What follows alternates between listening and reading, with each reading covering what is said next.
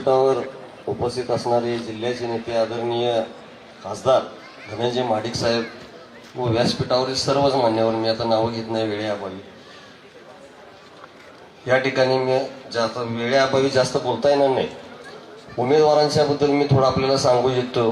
आत्ता जसं महेश जाधव साहेबांनी जसं सांगितलं तसं साहेब आम्ही म्हणतोय की कोल्हापुरातलं सगळ्यात स्ट्रॉंगेस्ट पॅनल हे आमच्या चौघांचं आहे. त्याला कारण काय आहे तर ह्यामध्ये असणारे चारीच्या चारी लोक, आता त्या सर्वात लहान तसा विजय आहे. विजय गेली 15 वर्ष या ठिकाणी साहेब समाजकार्य करतोय आणि अशा प्रभागामध्ये काम करतोय जे वाढतं कोल्हापूर म्हणून जो प्रभाग आहे आणि ज्या ठिकाणी प्रचंड सार्वजनिक सुविधांची कमतरता आहे. त्याचबरोबर आमच्या दुसऱ्या उमेदवाराचे सौ संगीता संजय सावंत वहिनी, या 1995 ते 2000 साली ज्या वेळेला हा प्रभाग हा फार अविकसित होता, विखुरलेला होता, वस्ती नव्हती, त्यावेळेला त्यांनी नगरसेवक म्हणून काम केले आणि त्यानंतर सलग 25 वर्ष त्यानंतर सावंत परिवार, संजय सावंत साहेब असतील, संगीता सावंत वहिनी असतील, या नेहमी समाजकार्यामध्ये आणि जे महाडिक साहेब असतील, अमोल महाडिक साहेब असतील, मुन्ना महाडिक साहेब असतील, यांच्या सर्वांच्या माध्यमातून प्रत्येक वेळेला निधी आणून या ठिकाणी कार्यरत राहण्याचं काम त्यांनी केलेलं आहे. तिसरे उमेदवार सौ आमच्या माधवीताई मानसिंग पाटील, यांच्या घरात नगरपालिकेचे जवळजवळ 15 ते 20 वर्ष त्यांच्याकडे पद होतं. विविध महापालिकेत पदं त्यांनी भूषवल्यात आणि त्या माध्यमातून माझ्या मते 35-90 सालापासून त्यांच्या घरामध्ये महापालिकेचे हे आहे. आणि ज्या आत्ता साहेब आम्ही जे 4 नगरसेवक ज्या प्रभागात मधून आहे तो त्यावेळेला सर्जेराव पाटील साहेब असताना एकच नगरसेवक होता. राधानगरी रोड ते गगनबावडा रोड एवढ्या मोठ्या प्रभागामध्ये काम केले. म्हणजे लहानपणापासूनच त्यांना ह्या सर्व सार्वजनिक लोकांच्या ज्या गरजा आहेत, त्या अडचणी आहेत, उपनगरामधल्या समस्या आहेत, ह्या सर्व समस्यांची जाणीव असणारे चारीच्या चारी उमेदवार आहेत. समोर कोण उमेदवार आहे त्याची फारशी चर्चा करण्यापेक्षा समोर उमेदवार असे काही काही आहेत की त्यांना फक्त पैसे आहेत म्हणून उभारलेत, कुठलीही माहिती नाही, उमेदवारच कोणाला माहिती नाही.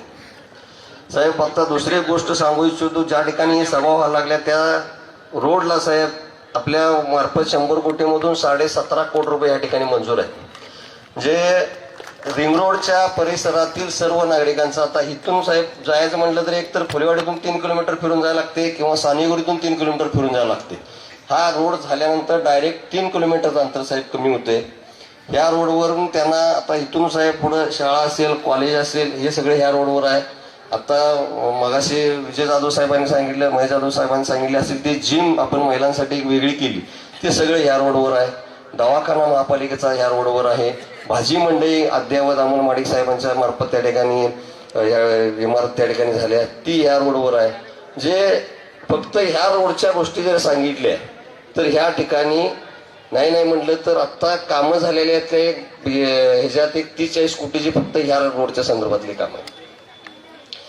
आम्ही ज्या वेळेला एकनाथ शिंदे साहेबांना भेटलो त्यावेळेला उपनगरामध्ये एक सुसज्ज असा हॉल व्हावा, ज्यामध्ये 2 ते 3 हजार लोक बसतील, राहण्याची व्यवस्था असेल, अशा पद्धतीचा एक हॉल साठी. आणि ह्या परिसरामध्ये साहेब आता राधानगरी आणि गगनबावडा परिसरातील लोकांची संख्या 80-90%. राधानगरी गगनबावडा समता भवन म्हणून आम्ही एक मागणी केली होती एकनाथ शिंदे साहेबांच्याकडे, तर त्यांनी साहेब 2 मिनिटात ती मागणी मान्य केली. तोही हॉल ह्याच ठिकाणी ह्याच रोडवर 1 एकर जागा आरक्षित आहे, त्या ठिकाणी येत्या वर्षभरात तो हॉल पूर्ण होतो. त्यामध्ये तुम्हाला 1,500 ते 2,000 लोक बसतील, राहण्याची व्यवस्था असेल. ज्या हॉलसाठी तुम्हाला कुठंतरी आता रावजी हॉल जरी आपण तुम्ही घ्यायला गेला तर 2 ते 4 लाख रुपयाचं पॅकेज असते, ते 5-10 हजारमध्ये साहेब तुम्ही ही मोठी व्यवस्था या ठिकाणी आपण आता वर्षभरात करतो. जे शहरात ते उपनगरात ही संकल्पना घेऊन आम्ही चारीच्या 4 उमेदवार या ठिकाणी काम करतोय.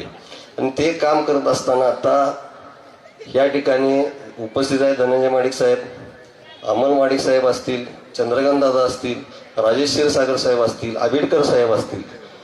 चंद्रकांत दादांच्या मार्फत ते पुण्यात असले तरी कोल्हापूरवर लक्ष ठेवून असतात.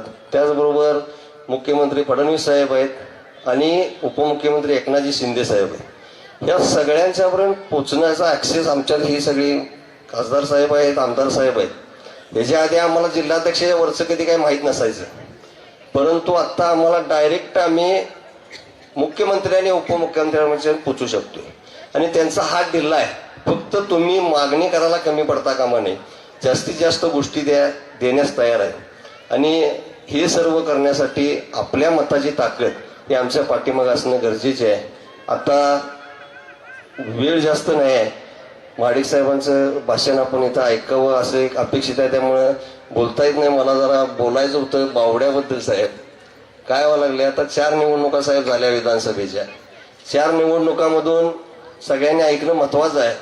4 निवडणुकांमध्ये मतदान हे दक्षिण मधल्या उपनगरांचं आणि दक्षिण मधल्या ग्रामीण भागाचं होतं. यात कधी पावड्याचं मतदान होतं का?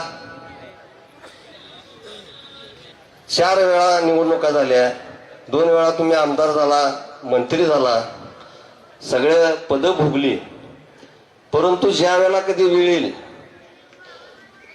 धनंजय महाडिक साहेब काय बोलले की लगेच तिकडं तो बावड्याचा पाटील आहे. मग त्यावेळेला मला निवडून यायला दक्षिण मतदारसंघ, आणि प्रत्येक वेळेला मग दक्षिण तुम्हाला बावड्यातनं उभं राहून बावड्यातनं निवडून या. आज काय व्हायला लागले, प्रत्येक वेळेला 20 वर्ष आपली ताकद वापरतात. आणि आज साहेब आम्ही बघितलं, आम्ही बऱ्याच वर्ष तक्रार त्यांच्याकडे केली. साहेब इथल्या सर्वसामान्य माणसाला ज्या वेळेला काम घेऊन जायचं असतं त्यावेळेस साहेब रांगतनं यायला लागते. ते पण काय काय वेळेला असा अपमान केला जातो की माणूस काम पण सांगत नाही, निम्म्यानंच त्या ठिकाणी परत येतो. ही जरा कुठंतरी परिस्थिती आपण बदलली पाहिजे आणि आपल्या उपनगराची ईर्ष्या आपण जगली पाहिजे. 4च्या 4 उमेदवार या ठिकाणी आपल्याला महायुतीने या ठिकाणी सक्षम उमेदवार दिलेले आहेत आणि त्यांच्या मागं कायमस्वरूपी विकास निधीच्या माध्यमातून ताकद देण्याची त्यांची तयारी आहे. त्यामुळे 4च्या 4 उमेदवारांना आपण जास्तीत जास्त मताने निवडून द्यावं ही विनंती करतो आणि थांबतो. धन्यवाद साहेब.